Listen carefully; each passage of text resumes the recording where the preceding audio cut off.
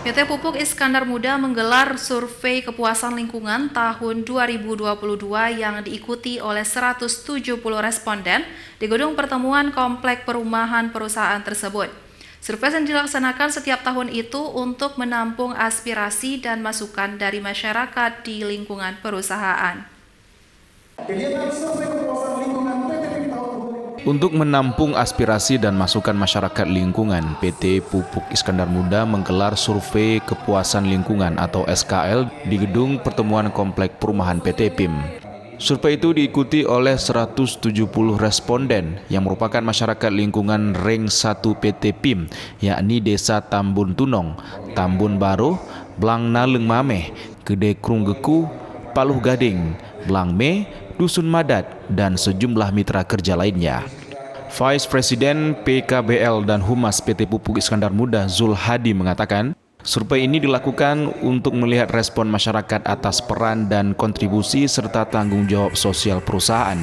Kegiatan ini juga digelar untuk mengembangkan perencanaan program perusahaan ke depan sesuai dengan hasil survei.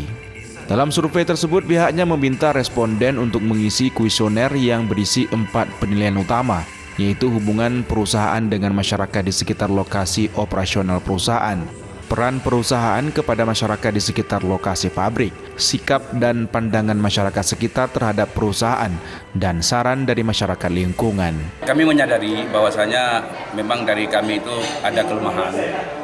Kelemahan itu kan namanya manusia, ada kelemahan. Namun kami selalu melakukan improve terhadap kelemahan kami agar tujuan kami adalah kemaslahatan umat dan kesejahteraan masyarakat di seluruh Dewantara dan Provinsi Aceh lah pada umumnya. Jadi untuk menampung aspirasi dari masyarakat lingkungan tentang apa yang kelemahan kita dan masukan-masukan sangat kita harapkan.